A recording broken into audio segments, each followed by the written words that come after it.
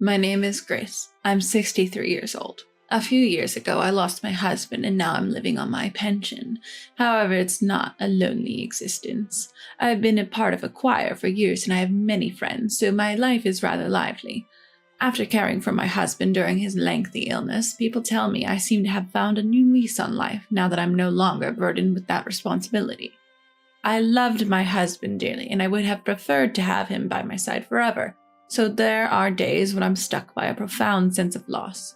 But on those days, I talk to his photo on our home altar or sing my favorite songs, remembering how he used to smile and joyfully listen to my stories and songs. Plus, I have a little secret I keep from everyone. My husband left not just our home, but a substantial amount of money as well. I usually get by just fine on my pension, so I don't worry about it much, but knowing I have a nest egg for emergencies provides a certain sense of relief. I was thinking I would continue to live this free and easy life, but then my son and his wife, who had been stationed overseas, contacted me to say they were returning to the US. And what's more, they wanted to live with me after the return. I was delighted at the thought of seeing them face to face rather than just through video calls, and I looked forward to seeing my grandchildren. But there's one thing that has me worried. It was about my daughter-in-law, Mary. On the surface, she seems amiable and efficient, but I have an inexplicable aversion towards her. It feels like she's two-faced, or sometimes she scares me. But when I listen to friends talk badly about my daughter-in-law, I start to think that my feelings towards her stem from the jealousy I feel about her taking my son. Could it be generational prejudice? With a mixture of complex emotions and with the date of our reunion drawing closer, I reluctantly agreed to live with my son and his wife. I could not have imagined what was to come. It's been a while, mother-in-law. Please feel free to ask me anything. I'm planning to take care of you. Excuse me? As she spoke with a smile, I was taken aback. I didn't intend to be a burden to anyone. Oh, more than that, her saying she'll look after me feels condescending. At that time, I just thought, she doesn't know how to speak properly. But when we started living together, I realized my unease was well-founded. Mary acts very caring in front of others, but when it comes to something as simple as laundry, she behaves oddly. I noticed from the beginning that she seems to dislike mixing my laundry with hers, so I would wash my clothes separately. But I never imagined she would rewash the entire load just because one kitchen towel of mine was mixed in. As she grumbled and put the freshly washed laundry back into the machine, the item she held with such disdain was my kitchen towel. She tossed it aside like it was dirty and exclaimed, "It's going to smell like old woman. This is ridiculous." Another time when Mary wasn't around, I took in everyone's laundry after a brief rain shower. Despite them being almost dry, she rewashed them. "The germs will spread." Tisk tisk, her tongue clicking seemed to be her real nature. I didn't expect a thank you, but this was beyond anything I had imagined. "Do I smell bad by any chance?" I asked my friends, even used a smell detector. My friends laughed it off, and the detector showed much lower values than the standards. Gross, don't put your shoes in my shoebox, it's filthy! One day, Mary was removing my shoes from the shoebox with a pair of cleaning tongs. I didn't remember putting them in there, so my son must have thoughtfully done it for me. The heartwarming gesture from my son only fueled my anger at Mary's actions. "Please stop treating my shoes like they're filthy." When I asked this of her, who had tossed aside my shoes laughing, she turned around with a surprised look on her face. "Oh, mother-in-law. Well, I was just cleaning the shoebox and it looked like there was a bug on your shoes, so I tossed them." How she could come up with such an excuse on the spot is beyond me. "Oh, really? I didn't see any bugs. And you were using cleaning tongs, weren't you?" Maybe it was a mistake." In the end, Mary played dumb and refused to acknowledge her wrongdoing, but the frustration didn't end there. She refuses to let my grandson eat anything I cook. No matter how hard I try to cook something nice, she rejects it with a smile. "You enjoy it yourself," and never touches it. Not only that, she interferes when my grandson tries to eat my food, always finding a reason to stop him. She freely uses the ingredients I buy without a word, always messing up my plans. She takes the ingredients but refuses the food. It seems she wants to exclude anything I have a hand in.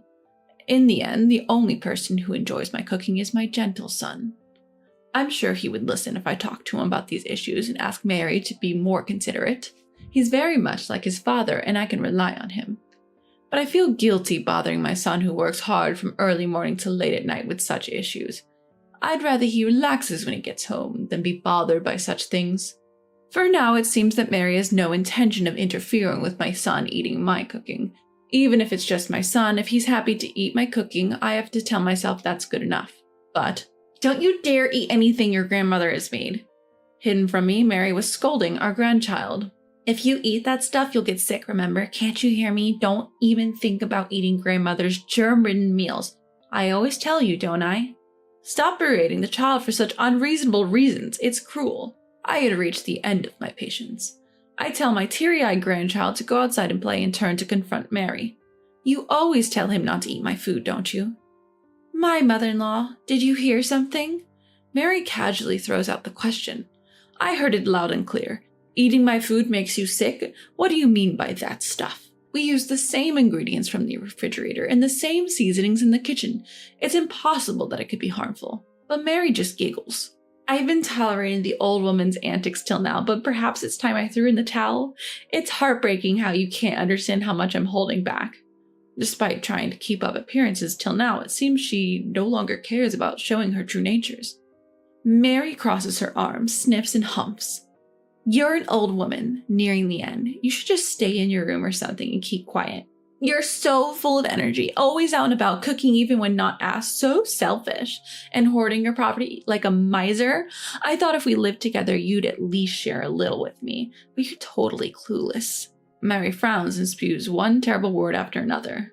Not satisfied, she stomps her foot and shouts, Hey, anyone would understand if they just thought a little. What are you, a numbskull? Shocked, I stood there. It's true, even my friends comment on my high energy. I love physical activity, not just singing, and often go out for walks. Being out and about is my own business, right? I don't have any expensive hobbies, and I'm not causing any trouble. If my cooking bothers you, I'll stop, but talking about my property is crossing the line. Am I a numbskull? Then what about your remarks? In fact, I'm totally fine with not living together. If you're not happy, you're the one who should leave. Despite using things I bought without paying me back, when I confront her, Mary laughs loudly. Look at Granny trying so hard to complain. If you want to kick me out, go ahead. But remember, while you're alive, you'll never see your precious son and grandchild again. With a threatening low voice, Mary leaves with a victorious laughter. Unbelievable. I never thought my daughter-in-law could be so rotten. But I've decided I don't need to hold back anymore. A week later, when I returned from choir practice, I heard Mary's laughter from the living room. Perhaps she was talking on the phone again, bad-mouthing me. You know, our old woman still hasn't kicked the bucket. She even went out for choir today, but honestly, it's a relief. She's an eyesore and noisy, but I can't die before her, right? She should hurry up and die, whether she ends up in heaven or hell. If only her heart would stop during choir practice. I was deeply disgusted by Mary, who was laughing vulgarly and lounging on the sofa while saying such dreadful things. But she seemed oblivious to my presence and continued to speak disturbing words in her crude laughter. Right? If she's going to disappear, she might as well drop dead outside in one breath. Actually, my husband's in the way too. Like you said, I've been increasing the salt content little by little, even secretly adding it to the old woman's food, but nothing changed. What? It takes years? That's annoying. We can't live together forever at this rate. Pouting, she spoke in a coquettish voice that made me clench my fists. I want to introduce a new daddy to our child soon. For that, I'll fight to seize the inheritance. This was unthinkable. Not only does she see me as an obstacle, this wicked woman was betraying her own husband. I stood beside my lounging daughter-in-law and shouted, Get out now! What are you? Startled, Mary tumbled off the sofa, appearing to hit something. So you're back, huh? Attempting to gloss over the situation, I reasserted my command to Mary, who was now forcing a laugh. Leave this place now. Just joking, mother-in-law, no way. Don't make me repeat myself. Stand up.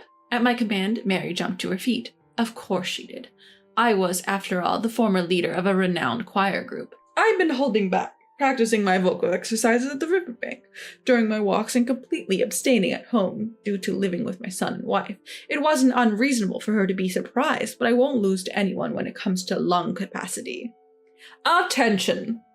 Mary shuddered, probably loathing the idea of following my commands, but as someone who had long served in a leadership role, I knew how to command without leaving room for debate. Exit! Eek! Wide-eyed, Mary, clutching only her smartphone, hastily put on her shoes and bolted out the entrance. But a formidable foe indeed. A few hours later, Mary returned, grinning smugly after apparently seeking help from my son at work. Mother-in-law, have you calmed down? I mean, we were just having a lively conversation about a TV drama with my friends. It's so mean of you to misunderstand. It was astonishing to me that Mary could maintain such audacity even after what had happened just moments ago.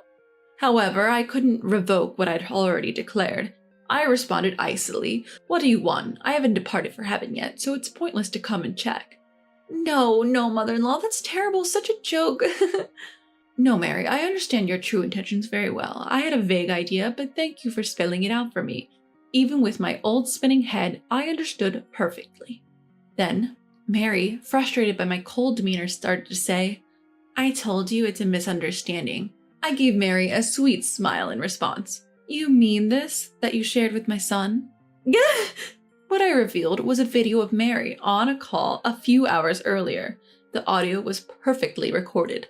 Inquire, we regularly record videos, share them among the members, and discuss improvements.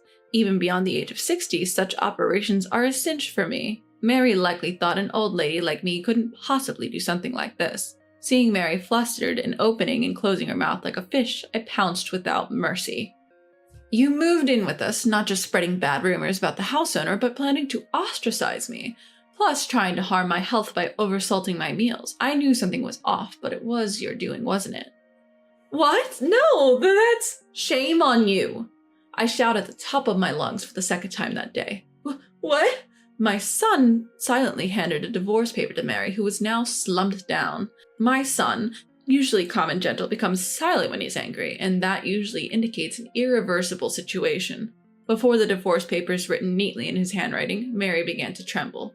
"No, listen, it's all a misunderstanding, right? I even followed you abroad, and I'm living together with you, right? We have a child, too. Isn't this too much? Hey, listen." Mary desperately clung to my son, but he silently shook off her hand with a heavy sigh, retreated back into his room. Mary, who had nowhere to go, sagged in disappointment. If I left her alone, she would probably freeze up like a rock. To Mary, I said, "It's not like my son was oblivious either. He'd been investigating why his overseas assignment was abruptly shortened and his appraisal downgraded." "What?" Ignoring the strange noise from Mary, I continued my story. "So you called your affair partner all the way overseas, and you even started commotion at the hotel you were staying at. The head of our business partner saw through it and misunderstood that you were fooling around with men. With his son's approval, it's no surprise you were removed from your position." Mary couldn't refute, as it seemed she remembered something. "That misunderstanding has finally been cleared up. It seems there's talk of you getting assigned overseas again. Do you understand? Even without our disagreements, it was already over between you and him. And no matter how kind he is, he wouldn't want to keep someone around who wishes he would disappear quickly. Here, pen and ink." I cut her off sharply and urged Mary to hurry up. Several weeks later, after the divorce proceedings and claims for damages were completed and things had settled down, Mary outrageously showed up at our house in broad daylight. She's really an unrepentant person. "Return my child!" Seeing Mary yelling with a loudspeaker in front of my gate, I felt dizzy. "Everyone, this mother-in-law here falsely accused me of things I didn't do and drove me, the daughter-in-law, out, even took away my son." The yowl of the neighborhood stray cat Miko can be heard along with the loud noise. As Mary continues her crying act, people passing by give her a wry smile. "At least please return my son. I painfully gave birth to him." Just as my son had taken my grandson out to the zoo for a change of scenery, to prevent my grandson from being upset, I stood up to silence Mary. "What do you think you're doing? Please go home. You're a nuisance." If an outsider saw this, I would probably look like the perpetrator, but I don't care. "Oh, mother-in-law, please stop. I can't live without my husband and son." "Your pathetic performance is quite a sight, all for naught, you know," I told her with a smile, and Mary suddenly fell silent. "Oh, is that so? Say something like that, you'll need care eventually. I recommend trying to win me over while you can." Where does that confidence come from? I, the ever-changing one, don't understand. When I shouted back, I thought Mary would lose her patience and get angry, but instead she mimics crying. "You're so mean, mother-in-law." Like the crying woman in a movie, Mary dramatically yells, making me sigh. "Right, I did do something terrible to you. I'm sorry." As soon as I said that, Mary abruptly stopped crying and smiled smugly. "You finally understand. You have to cherish me." "Sure, I really do feel bad. I meant to only share it with my son, but I accidentally, out of habit, sent the video to my choir friends too." I don't think you know, but our choir is large and we have many members in the area. Some of them even have family members working at the police box, you know? Oh, over here. Sorry for the trouble. This is Mary, who was plotting my son and my downfall. Couldn't you take her away? I introduced Mary to the young police officer who rushed over. What? No, why? No, I don't want to go to the police. Stop it! However, there was no way the police would ignore her making such a fuss with a loudspeaker in front of her ex-husband's house. I had consulted with the police box beforehand about such a thing and had also apologized to the neighbors. So she had been laughed at from the start, not even knowing she was the crazy person playing the poor daughter-in-law. Help me! Mary continued her odd little play until the end, but I didn't receive any bad words from my caring neighbors and those who were concerned about my grandson. On the contrary, after my husband passed away, I was able to talk to some people who had become somewhat distant, and I was delighted with the unexpected gain. Afterward, Mary, who ended up penniless instead of inheriting anything, seemed to have been dumped by her lover and was seen loitering around our area a few times. However, she couldn't bear being laughed at and has stopped coming recently. According to rumors, she's now living a lonely life in a small apartment. As for me, I decided to accompany my son and grandson on his overseas assignment. I considered selling the house, but I want to have enjoyable conversations again with the neighbors I've grown fond of, so I'm renting it out. And my grandson seemed to have been afraid of Mary, who was easily irritable like a wicked witch when the two of them were together, and surprisingly, he easily accepted a life without Mary. I want my son to find a kind wife soon, so I felt reluctant to be with them as I might be an obstacle to a new encounter. But since my son and grandson rely on me, it seems that our days of gathering around a delicious table as a trio will continue for a while.